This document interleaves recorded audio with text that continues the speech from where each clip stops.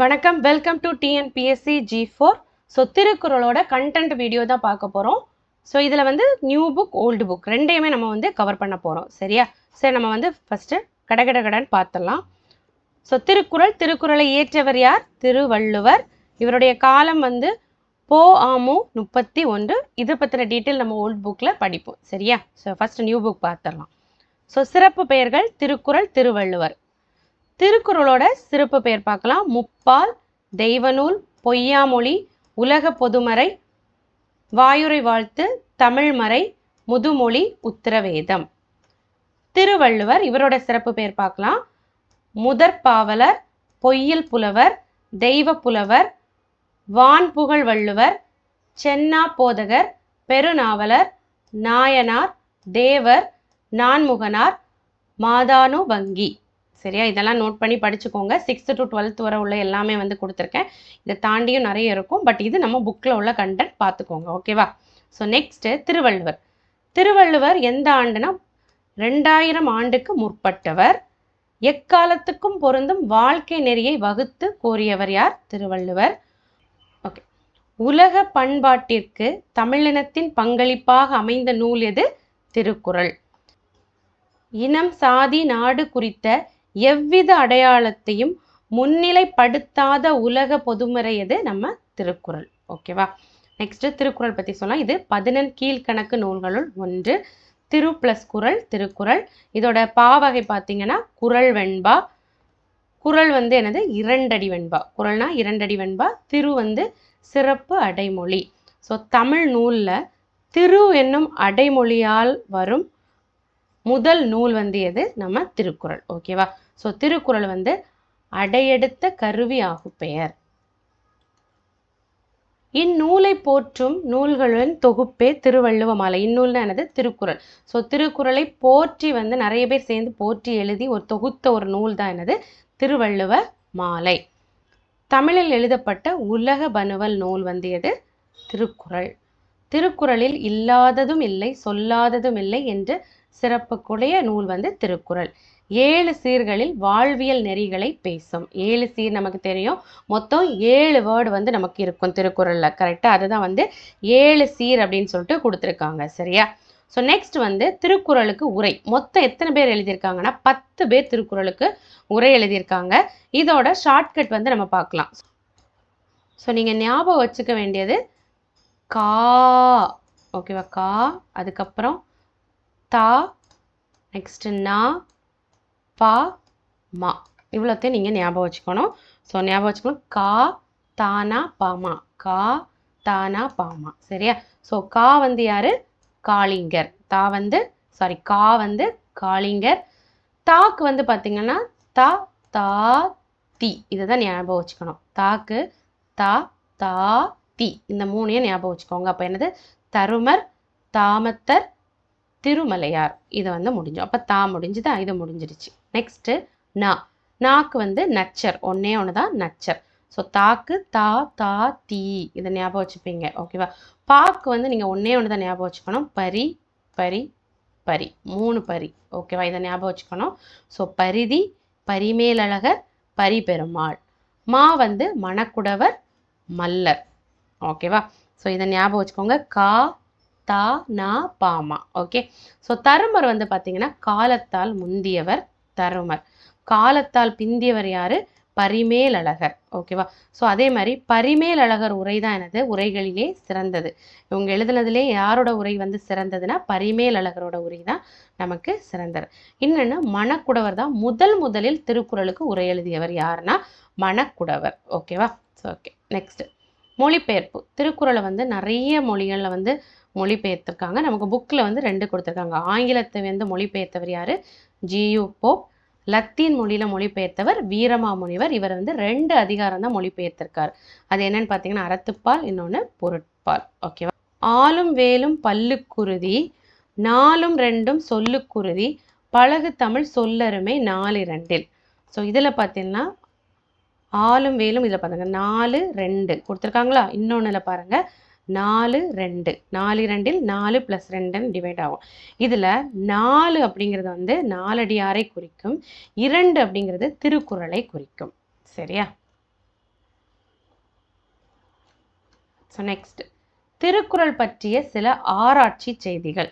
So Thirukkural முதலில் அச்சிடப்பட்ட ஆண்டு எது? 1812. ஸோ ஏட்டுச்சுவடியில் இருந்து திருக்குறள் முதலில் அச்சிடப்பட்ட ஆண்டு 1812. ஸோ இது ரெண்டும் ஒன்று தான், நோட் பண்ணிக்கோங்க. ஓகே.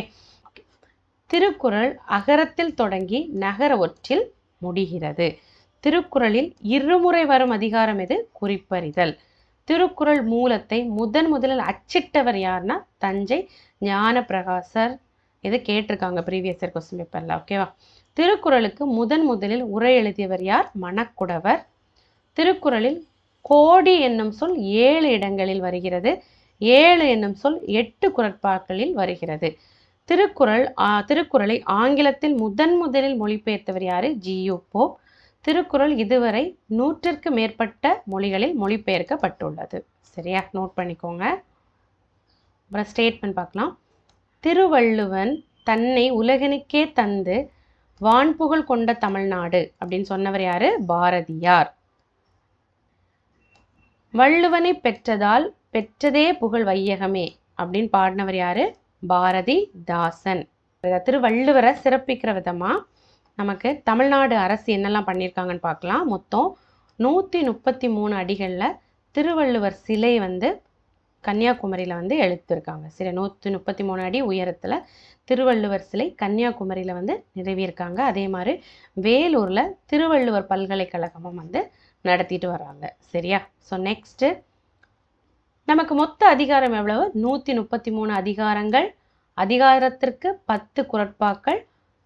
அடுத்து 1330 குறட்பாக்கள். ஓகேவா? ஸோ இதை டீட்டெயிலாக பார்க்கலாம். ஸோ பால் பார்க்கலாம். அறத்துப்பால், பொருட்பால், இன்பத்துப்பால். நமக்கு 3 பால்கள் இருக்கும். இதில் அறத்துப்பால் பார்த்தீங்கன்னா 33 அதிகாரம்,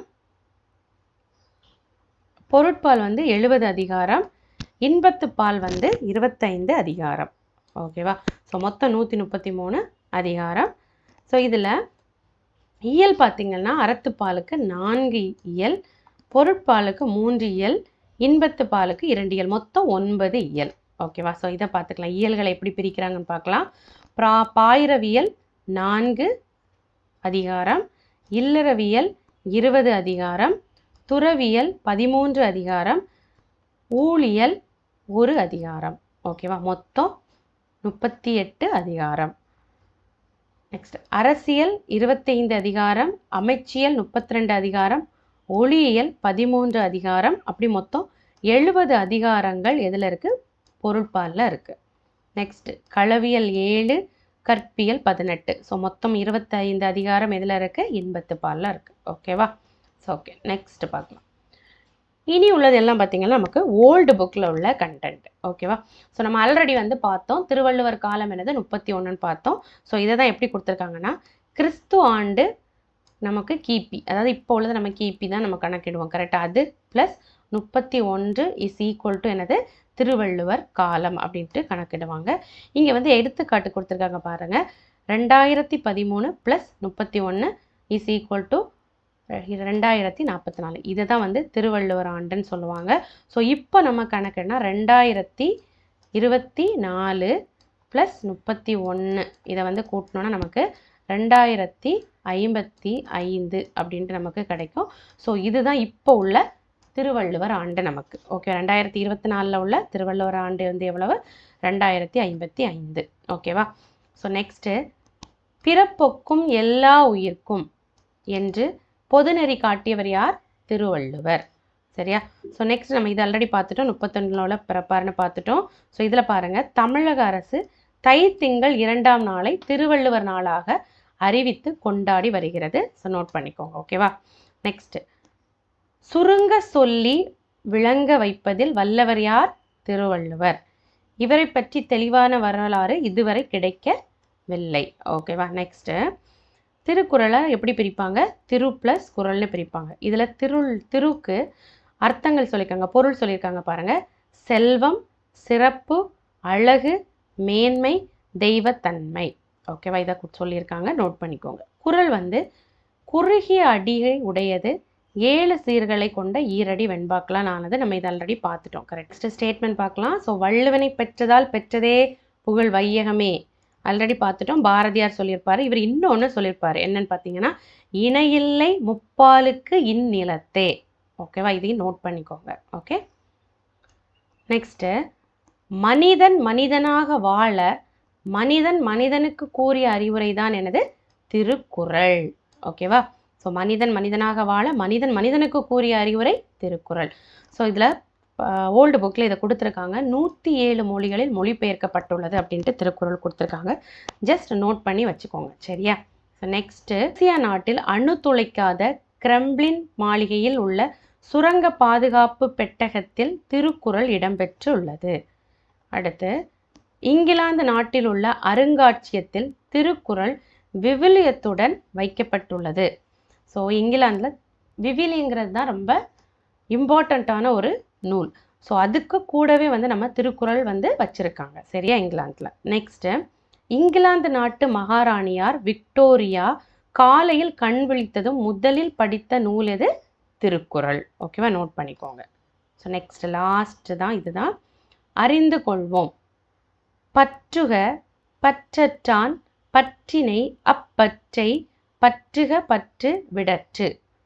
ஸோ இதை வந்து ரீட் பண்ணும்போது நமக்கு என்னது? உதடுகள் ஒட்டும். ஓகேவா, இதன் பொருளோ இறைவனை பற்றி நிற்கும். ஓகேவா, ஸோ இதை வந்து ரீட் பண்ணி பாருங்க. ஓகே, நெக்ஸ்ட்டு, அறம் பொருள் இன்பம் என முப்பாலும் தப்பாமல் வரும் குறள் வந்து எது? இதுதான். ஓகேவா, பார்க்கலாம். அரண் ஈனும் இன்பமும் ஈனும் திறனறிந்து தீதின்றி வந்த பொருள். சரியா? இது வந்து என்ன குறள்? இம்பார்ட்டண்ட்டான ஒரு குறள். அறம் பொருள் இன்பம் என முப்பாலும் தப்பாமல் வந்த குறள் எது? இதுதான். ஓகேவா, ஸோ நோட் பண்ணிக்கோங்க. ஸோ ஓகே, இதோட நமக்கு திருக்குறள் கண்டென்ட் வந்து முடிஞ்சிச்சு. கடகடகடன் முடிச்சிட்டோம். ஸோ இதில் 99% உங்களுக்கு வந்து கவர் ஆயிரும். ஸோ மீதி 1% வந்து புக்கை நீங்கள் வந்து ஜஸ்ட் ரீட் பண்ணிக்கோங்க. சரியா?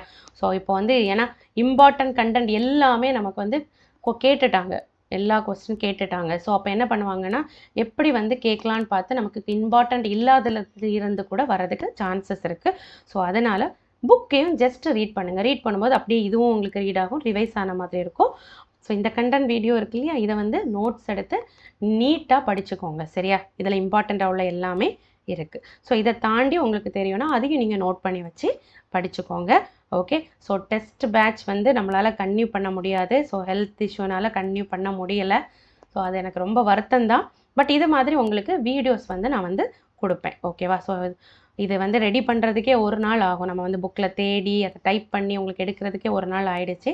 ஸோ இது மாதிரி உங்களுக்கு அடிக்கடி டெய்லி ஒரு நாளோ இல்லை ஒரு நாள் விட்டு ஒரு நாளோ உங்களுக்கு கண்டென்ட் வீடியோ வந்து வரும். ஓகேவா, ஸோ இப்போ திருக்குறள் முடிஞ்சிருச்சு. நெக்ஸ்ட்டு 11 கீழ்கணக்கு நூல் வந்து சீக்கிரத்தில் பார்க்கலாம். ஸோ நோட் பண்ணி நல்லா படிச்சுக்கோங்க. ஓகேவா, தேங்க்யூ.